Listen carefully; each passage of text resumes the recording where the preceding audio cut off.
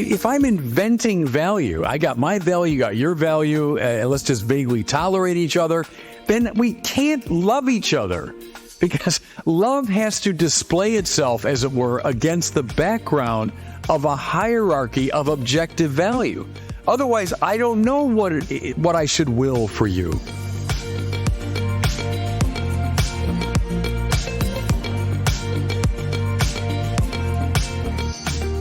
Welcome to Acton Line, a product of the Acton Institute for the Study of Religion and Liberty. I'm Eric Cohn, executive producer. This week, we're bringing you one of the plenary lectures from this year's Acton University, featuring Bishop Robert Barron speaking on the philosophical roots of wokeism. Wokism is arguably the most influential public philosophy in our country today. It has worked its way into the minds and hearts of our young people, into the world of entertainment, and into the boardrooms of powerful corporations. But what is it precisely, and where did it come from? Bishop Barron argues in this presentation that wokeism is a popularization of critical theory, a farrago of ideas coming out of the French and German academies in the mid-20th century. Until we understand its origins in the thinking of Adorno, Horkheimer, Derrida, Marcuse, and Foucault, we will not know how to critically engage with this dangerous philosophy.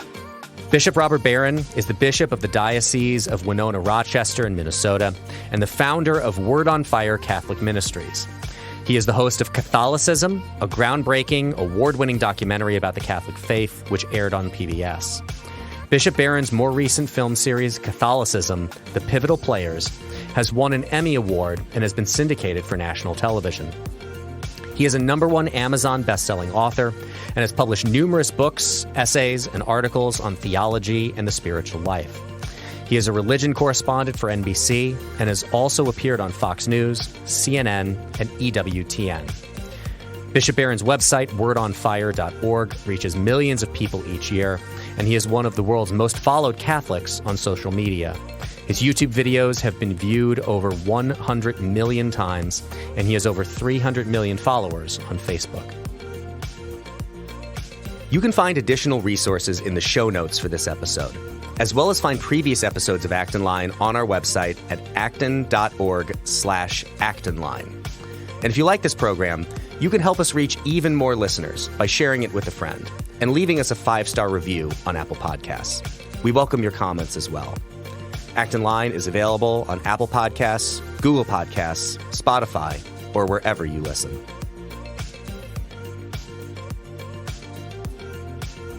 It is my pleasure now to introduce this evening's plenary speaker. Bishop Robert Barron is the bishop of the Diocese of Winona-Rochester in Minnesota and the founder of Word on Fire Catholic Ministries. Bishop Barron received a master's degree in philosophy from the Catholic University of America and a doctorate in sacred theology from the Institut Catholique de Paris. He is the host of Catholicism, a groundbreaking, award-winning documentary about the Catholic faith. Bishop Barron is also a #1 Amazon best-selling author and one of the world's most followed Catholics on social media through his regular YouTube videos, Word on Fire podcast, and daily reflections. His evangelistic work is seen and reached millions of people every year. And on a personal note, I should add that my own family has benefited greatly from Catholicism, and one of my go-to podcasts for commentary, philosophy, faith, and culture is his Word on Fire podcast. So please join me in welcoming Bishop Robert Barron.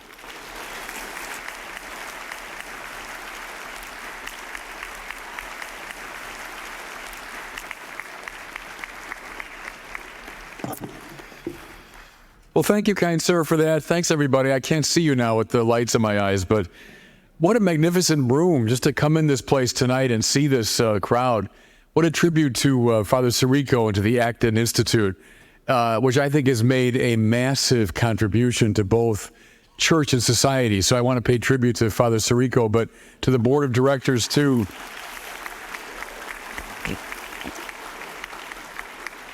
Just marvelous and a much-needed conversation between the classical religious tradition and the economic and political traditions, a conversation that often, as you know, doesn't happen creatively. So thank you for the invitation. Father has invited me before, but it was more difficult when I was in California. Now in Minnesota, it's a little easier flight over here to Grand Rapids. Listen, I want to talk to you tonight about wokism, not because I like it, but because I hate it. And I think it's having a massively deleterious effect on our culture. It's found its way into almost every nook and cranny of our civilization now. One of our major political parties is largely organized now, it seems to me, to support wokeism. But I think it's very important, everybody, if we stand against it, as I do, that we do so in a sophisticated way, and to recognize that wokeism is not a ephemeral phenomenon that came out of the summer of 2020. Wokeism has a long and easily recognizable, it seems to me, intellectual pedigree. And the more clearly we grasp that, the more creatively we'll be able to engage it. I'm going to begin not so much with a definition, but a description. Wokeism, I would say, is a popularization of critical theory. It's a popularization of critical theory. Critical theory having made its way now out into the streets. What's critical theory? Well, it's a movement that obtained largely in the French and German academies in the middle of the 20th century. Think of people such as Max Horkheimer, Theodore Adorno, Herbert Marcuse, Jacques Derrida, Michel Foucault, maybe the major names. But critical theory found its way in the late 60s and 70s into the American Academy. I just finished a biography of René Girard, and Girard himself, though I think would be an opponent of wokeism, but he was involved in organizing a conference at Johns Hopkins in the late 60s, where Derrida came over for the first time to these shores. And he said it was the moment when French structuralism and postmodernism made its way into the American Academy. Well, there it just stayed, it seems to me, for several decades, and then broke out as a kind of bacillus into the wider bloodstream of the society, indeed in that summer of 2020. So what I'm going to try to do tonight in this very brief compass is lay out some of the features of critical theory, which has now expressed itself as wokeism, and then just to suggest how Catholic social theory stands dramatically athwart the assumptions behind wokeism. Okay? So here's the first quality, I think, of critical theory. What I will call a radicalization of the modern sense of the self. A radicalization of the modern sense of the self. Now, as you know, the two probably major figures in the emergence of typically modern philosophy would be René Descartes and Immanuel Kant. I've told my students over the years, if you want to see the place where modernity was born, you can find it. It's in the German city of Ulm. Because Descartes was wandering around with the French army, and he slipped off. He was searching for the foundations of philosophy. And he said he retreated to a heated room in the city of Ulm. And there he came up with the famous cogito ergo sum, right? I can doubt everything. I can doubt the received tradition. I can doubt religion. I can doubt even sense experience. But the one thing I can't possibly doubt is that I'm doubting. Hence, cogito ergo sum, I think, therefore I am. Now, notice the move, though, that Descartes makes here, is he compels the objective to come before the bar of the subjective for adjudication. Because now the cogito reigns supreme as the arbiter of truth. Also on this basis, he distinguishes between what he calls res extense, extended things out there, and then res cogitantes, thinking things in here. The radical division between body and soul is bequeathed to modernity as a typical anthropology.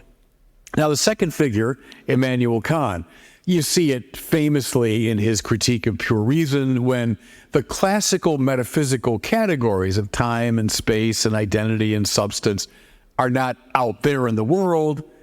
They're already in here as a priori structures of the mind, right? So we project these realities onto the world. Same thing in Kant's moral theory. Remember, he says the only thing that can be called good without qualification is a good will.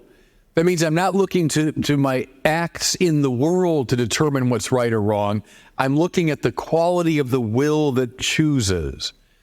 The move, again, privileging the interior over the exterior. I think you could argue, read Cyril O'Regan on this point, that Descartes and Kant do represent a recovery of ancient Gnosticism, which in a very similar way privileged the sort of inside over the outside, tended to see the body as something dangerous and problematic, and the real self inside. Now, critical theory, I would argue, radicalizes this modern sense of the self. So the interior, the real me in here, is dramatically privileged over what's out there, over the exteriority of the body. If you don't see this influence in present-day gender theory, you're not paying attention. I mean, what do we hear all the time? And it's extraordinary to me how taken for granted it is.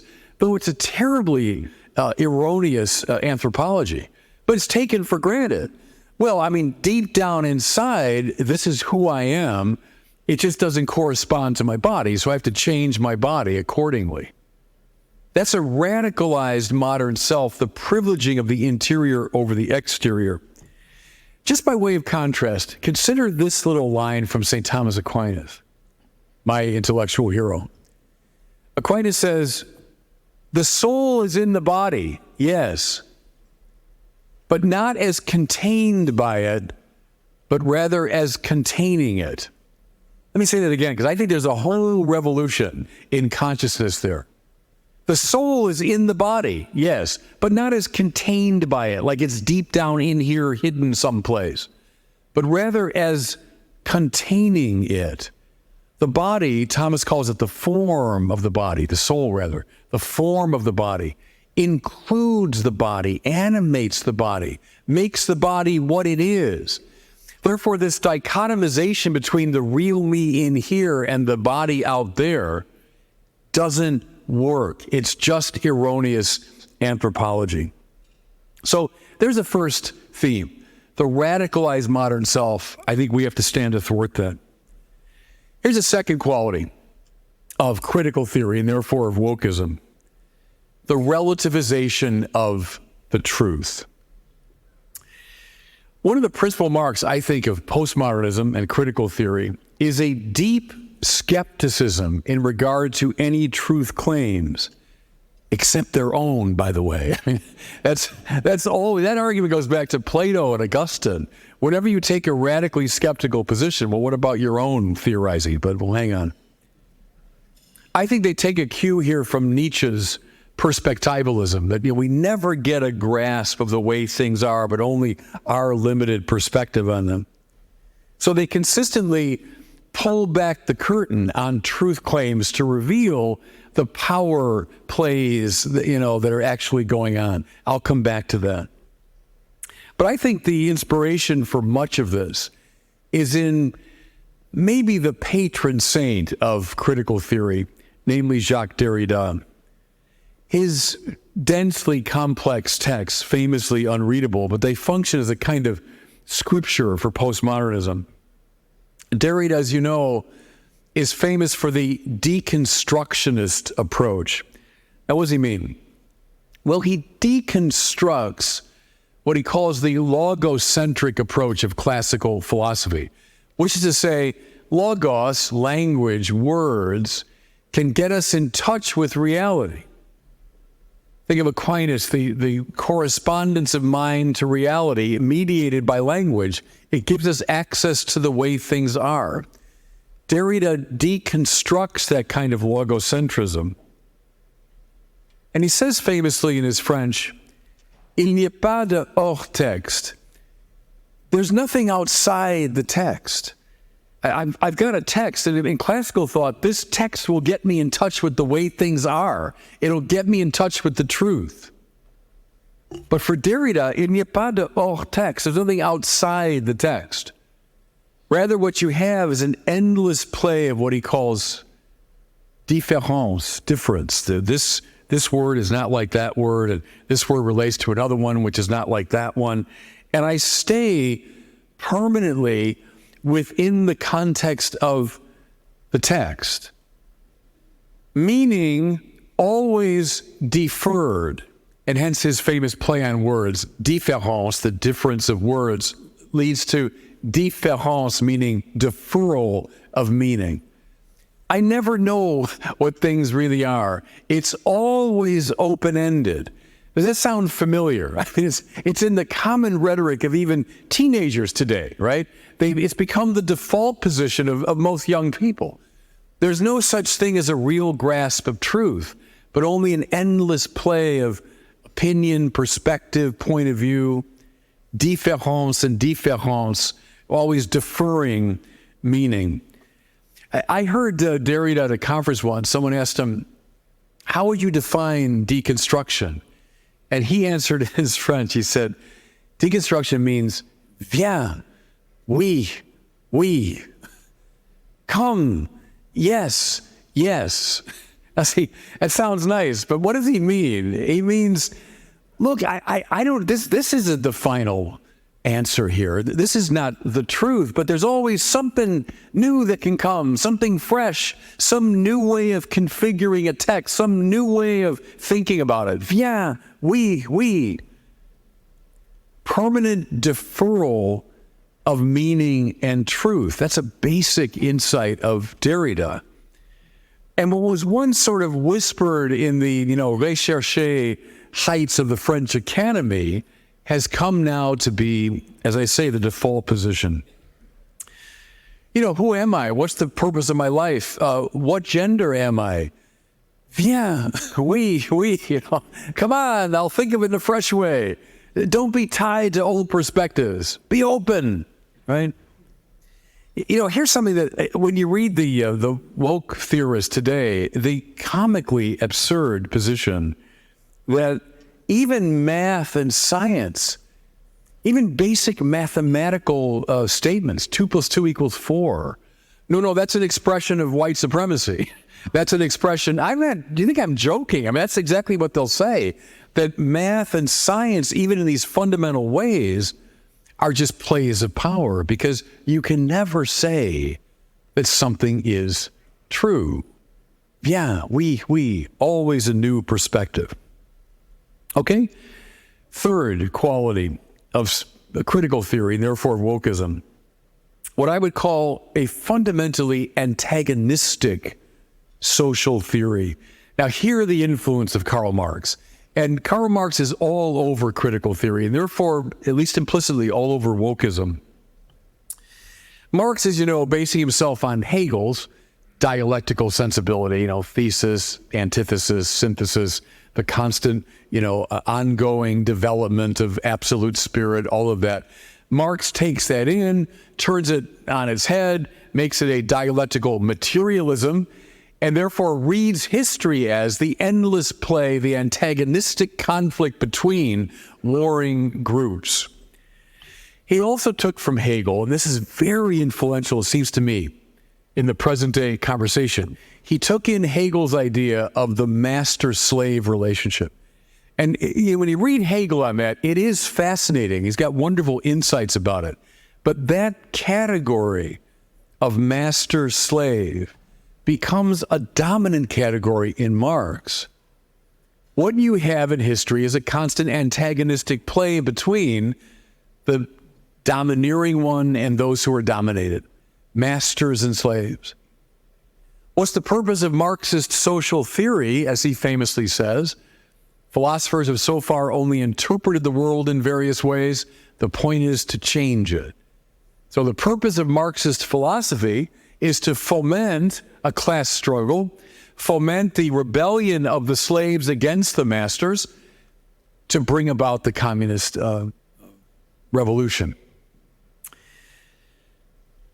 Watch how the critical theorists and the wokists today take this basic Marxist idea, but they extrapolate from it.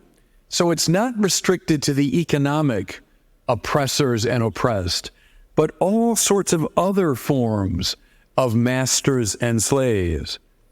So we talk about colonial oppression, sexual oppression, racial oppression, gender oppression, etc.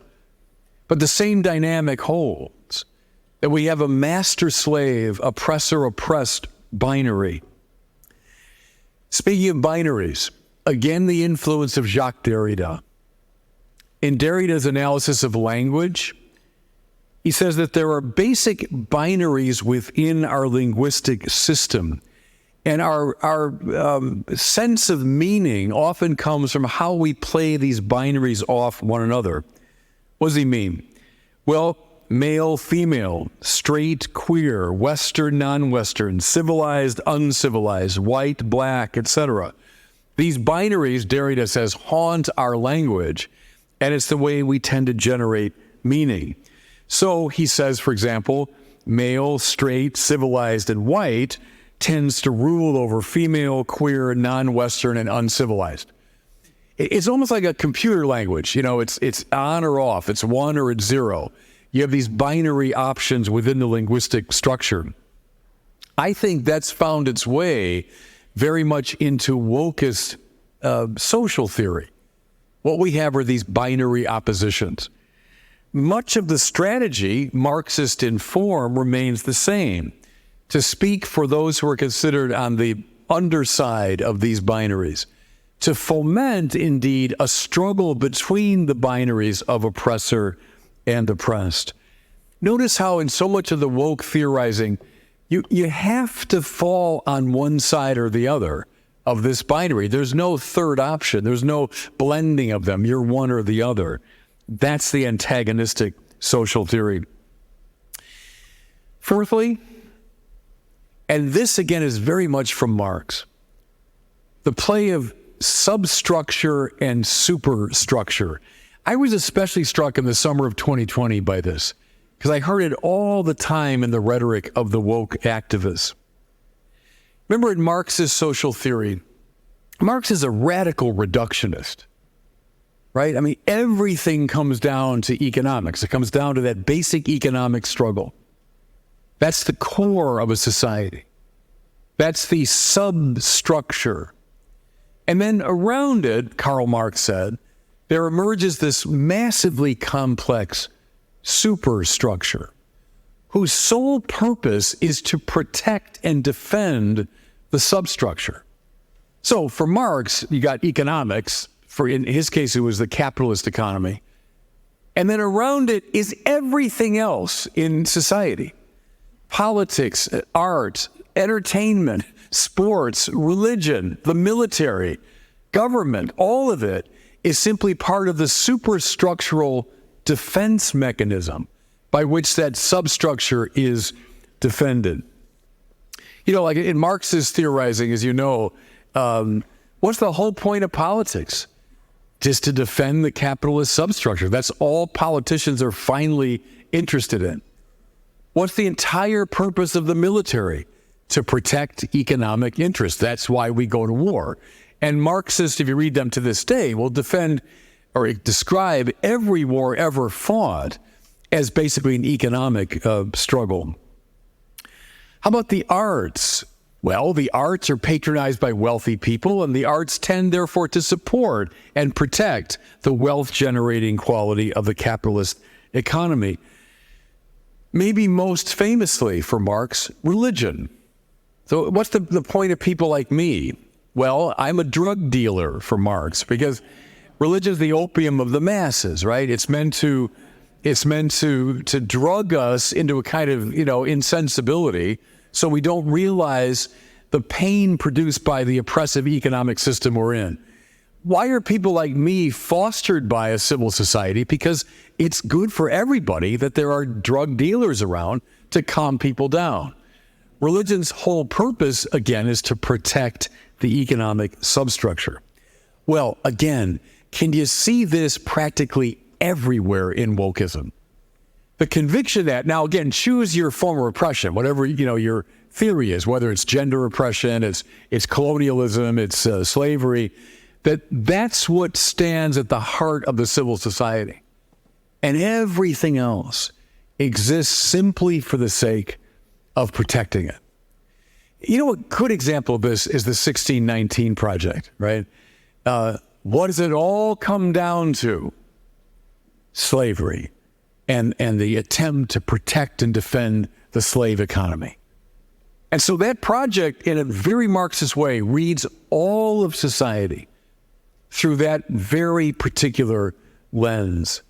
Did you notice that during the summer of 2020, these almost manic attempts to tear down the various institutions of our society? You know, most famously defund the police, but there were lots of attempts, seems to me, tear down the legal structure, tear down the government, tear down the police department.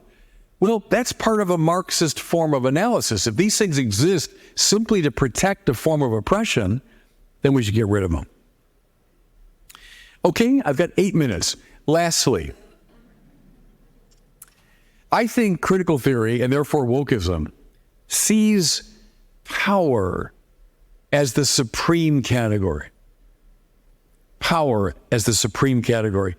You know, if you're interested in the history of philosophy, this is a very intriguing proposal, because power is talked about a lot by the major philosophers. Think of someone like Thomas Aquinas.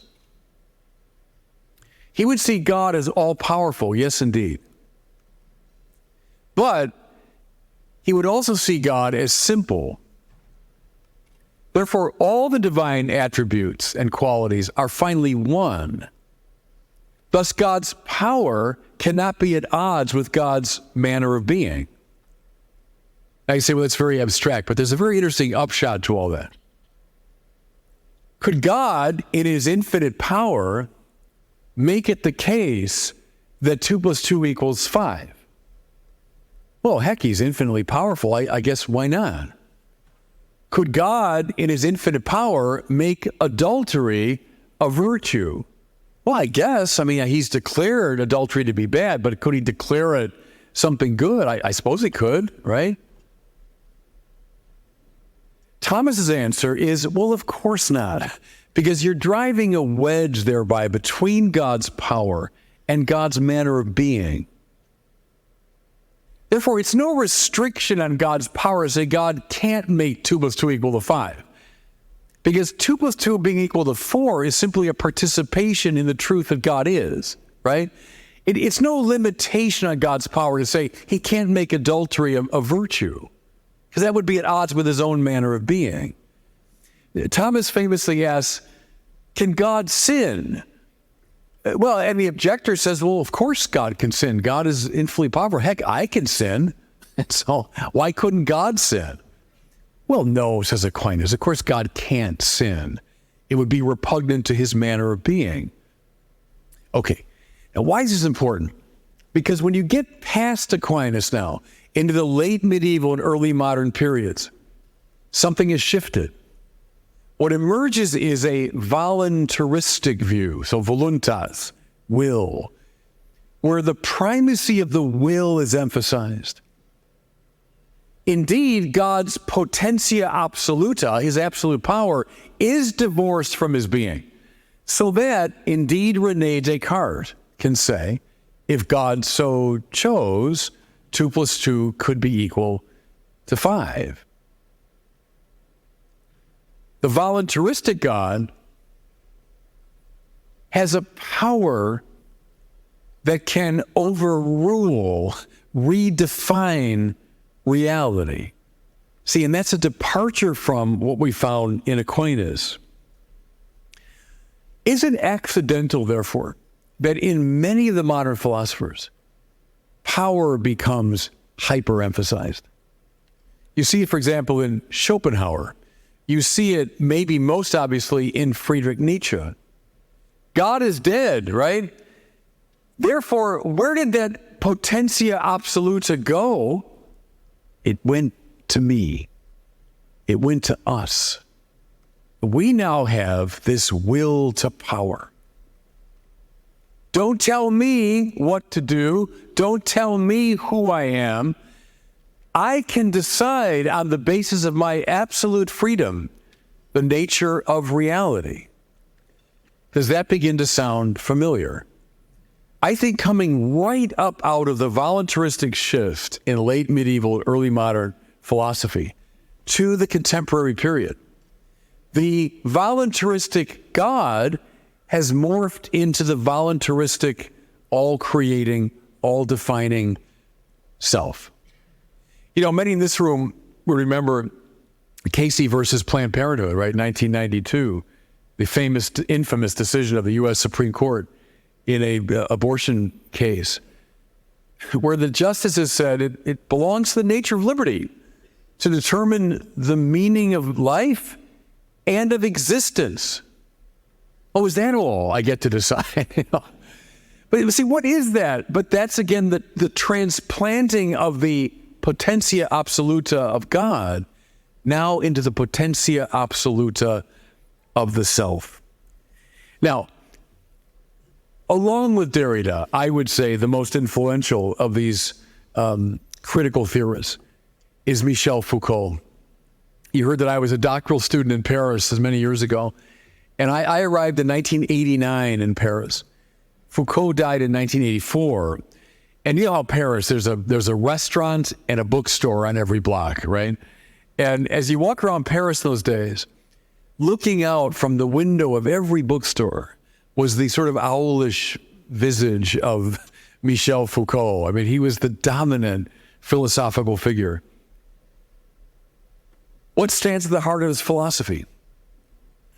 All these claims to truth and to goodness and to value, and, you know, these are objectively the case. Forget it.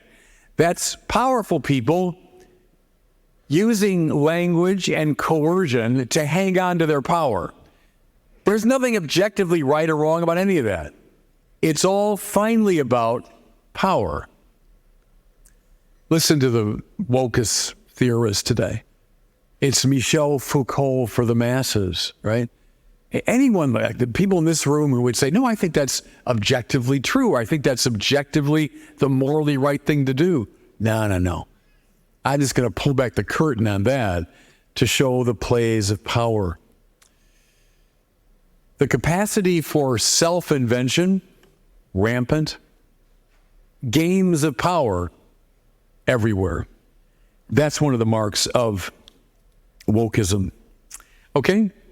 So, having just sketched those little moves, can I just say in conclusion a quick word about Catholic social teaching? Our social teaching in the Catholic Church would indeed say that each individual person is a subject of infinite dignity, but not the creator of value. See, I think everybody, that is supremely dangerous talk. When we say, along with this sort of critical theory stuff, that the sovereign self invents value, we are on a very short road to a moral chaos. Rather, we would say, at the heart of our social theory ought to be love. What's love? Thomas Aquinas said, not a feeling. Love is an act of the will. It's to will the good of the other. If that's true, then I can't love anyone unless I have a keen sense of what is objectively good. If I'm inventing value, I got my value, you got your value, and let's just vaguely tolerate each other, then we can't love each other, because love has to display itself, as it were, against the background of a hierarchy of objective value. Otherwise, I don't know what I should will for you. Catholic social theory, seems to me, stands athwart the value-generating self and stands in favor of a hierarchy of objective value, both epistemic and moral. Secondly, Catholic social teaching does not advocate antagonism as the fundamental reality in the Marxist manner. Rather, it posits a cooperative view. Individuals cooperating with one another, indeed social classes cooperating with each other, owners and workers, you want to use the old kind of Marxist terms, cooperating with each other. It stands athwart the view that we have to see society in antagonistic terms.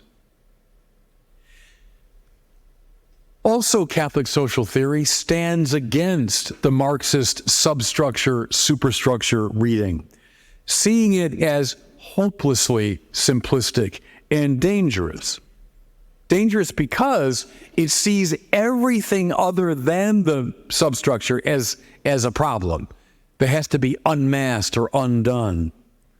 Rather, Catholic social theory sees society as a very complex web of individuals and institutions subsisting in mutuality. But whenever you say it all comes down to, now fill in the blank, you're wrong, right? Society is a complex web, and how beautiful for that very reason. Finally, it seems to me Catholic social teaching decidedly does not hold to the primacy of power in this quasi-voluntarist way. Rather, it sees, I would say, justice and love as supreme. What's justice? Rendering to each his due. That's the classic Platonic definition.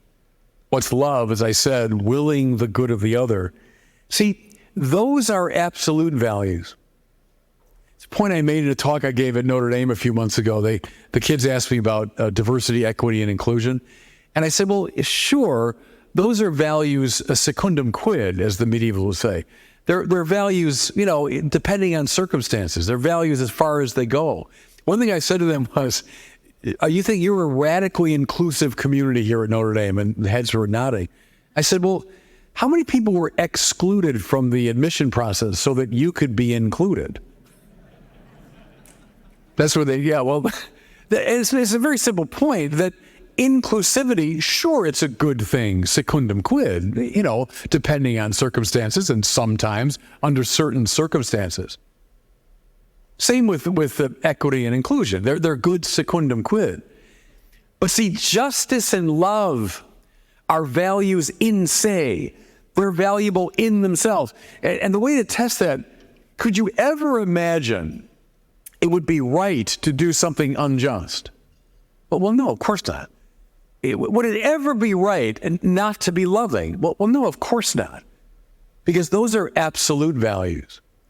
I think everybody, I'll close with this, that's the reason why we should stand against the diversity, equity, inclusion, because it's like liberté, égalité, fraternité, right? It's like the triplet that came out of the French Revolution. Those two were values secundum quid. When you try to make secondary values primary values, you lead your nation by a short route to chaos. What we ought to cling to are those values that are in se good, like justice and love. Okay, that's the end of my little sketch. I hope it gave you... Thank you.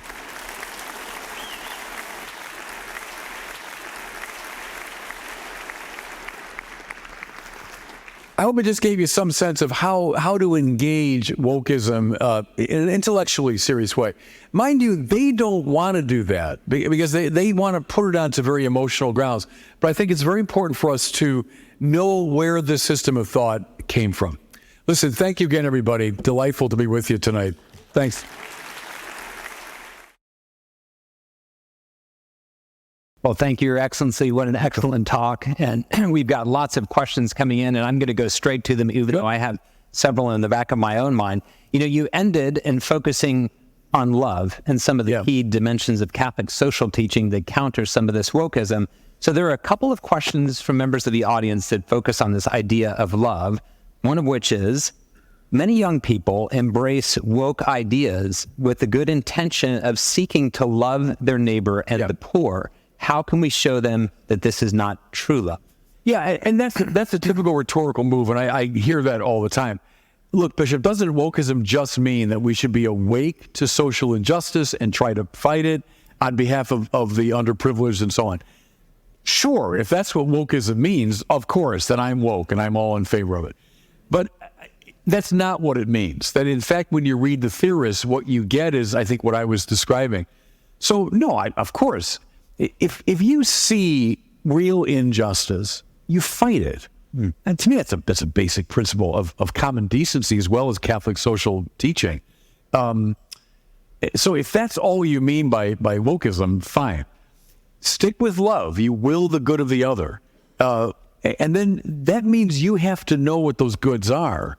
That can't be a matter of your invention of goods that correspond to your, private desires. You've got some keen sense of the objective quality of it. So I would say, sure, stick with love, but wokeism, as their own theorists describe it, is much more than just caring for the poor. So you mentioned that you need to also then know what the goods are that you're pursuing. And another question related to love is somebody had asked, how can we demonstrate to people that this ideology actually leads to ends that are quite sad and harmful? Yeah, well, I think it's obvious. I think it shows up in fact that when you walk down this path of I've got my values, you got your values, we're going to vaguely tolerate each other, we don't have real coherence in the society. We don't have real communio. We just have a sort of, vague collection of individuals tolerating each other. So I think that's obvious in the very antagonisms that are evident in our society. Go on social media any time of the day or night, and you want to see a Hobbesian antagonistic society. So I think it's very plain that the disaffiliation from religion and the denial of objective moral and epistemic value has conduced toward a very contentious and litigious and dangerous society. I think that's plain. So given that, and if there are individuals that are claiming continually that it's relativism, whether in truth claims or in morality, are we then just left with simply a power struggle? Yeah, I think we are. That's the problem. That's exactly what happens. And Nietzsche was right. I mean, so if God is dead, well, then values are gone, because values are grounded metaphysically in the supreme good or the unconditioned good. If that all disappears, what's left is the will to power. And who are you to tell me that I shouldn't assert my will whenever I can? So I think that happens as night follows day, that when God and objective value are marginalized. So that doesn't surprise me at all. We have to re-enchant our young people, it seems to me. And it's great, kind of heroes and geniuses in the artistic realm, in the epistemic realm, in the moral order, who display value. I think of someone like, Dietrich von Hildebrand would use language like that, is that when you see something that's objectively valuable, it changes you. You're not in control of it. It's in control of you, right? It rearranges your own interiority. If something is merely subjectively satisfying, to use his language, well, then I'm in charge of it. I'm in control of it. It's kind of finding its way within my system of apprehension. But the objectively valuable, like Mother Teresa, you see, or Maximilian Kolbe, like a great saint. Well, that rearranges you. Or Beethoven's Seventh Symphony. I don't like it. How silly to say something like that. Because Beethoven's Seventh Symphony is reworking your consciousness. It shapes your world. I think we have to reintroduce our young people to that wonderful realm of objective value, which makes life so much more fun and interesting than this self-invention business. I mean, God saved me from the little, what did Hemingway say, the well-lighted space of my own little tiny ego. Bore me to death with that. You know what I'm saying? But when an objective value appears, now life becomes rich and wonderful. So am I understanding you correctly then that it's effectively appealing through forms of beauty, that there might be a way to draw people, especially if you're being canceled and you can't even have dialogue? Maybe it's just a demonstration of forms of beauty. Right. One of my convictions, if you take the three transcendentals, the true and the good are really hard to get traction with today because of the relativism. But the beautiful has a way of sneaking past our resistance. When you just show something, just read this, just look at this, it has a way of sneaking past our defenses and gets into people's psyches. I've argued, like Brideshead Revisited, which is one of I think, the great Catholic novel of the 20th century. What first intrigued Charles Ryder was, like a lot of people today, kind of a cool agnostic, right? But what first intrigued him about Brideshead was the beauty of it. And Brideshead, the manor house in that story, is evocative of the church, I think. Christ is head of his bride, the church, and all that. It was the beauty of Brideshead that first intrigued them. And I find that's a good way into the hearts of people today. So I have to ask you, of course, you're a shepherd of a diocese, and then you have a very broad outreach to millions through social media. So we have time for about one more question. I'm going to pull this one. It's a little bit different topic, and that is, since you have such influence over social media, do you have, or what is your theology of social media as a means to help counter some of these things that you're experiencing? I love social media and I hate social media. So, I mean, I'm well aware of the dark side of it. I live with it all the time. But I'll tell you theologically what I would say. I said this at the Synod on Young People. I was a delegate to that 4 years ago. And I said, precisely at a time when so many of the young people are disaffiliating, they're not coming to our institutions. You know, they're not coming readily to our parishes and church functions and lectures. But through God's strange providence, we've been given this tool where we can move out into their world. You know, when I first started doing YouTube videos, 2007, I had no idea. Would anyone watch these things? No idea, but we just launched them out there. And before I knew it, I'm getting, emails from a sailor in the China Sea, and I'm getting emails from Latin America. And you realize, boy, Fulton Sheen would have given his right arm for this technology, that we can be 24/7 all over the world, and the seeds can go out, which indeed they have. So I guess that's my theology of it, is that God, I believe, has given us a means to address people precisely at a time when it's really hard for the church to address them. Well, Your Excellency, we thank you so much for taking the time to be with us tonight. Thank you. My pleasure. Thanks, everybody. As always, thank you for listening. Our team loves putting this podcast together for you. It's encouraging to hear from our listeners. Feedback is incredibly important to us because it lets us know what you'd like to hear more of, including the kinds of topics you're interested in most. If you have comments, feedback, or ideas for a show topic or interesting guest, you can email our team at producer@acton.org. Until next week, for Acton Line, I'm Eric Cohn.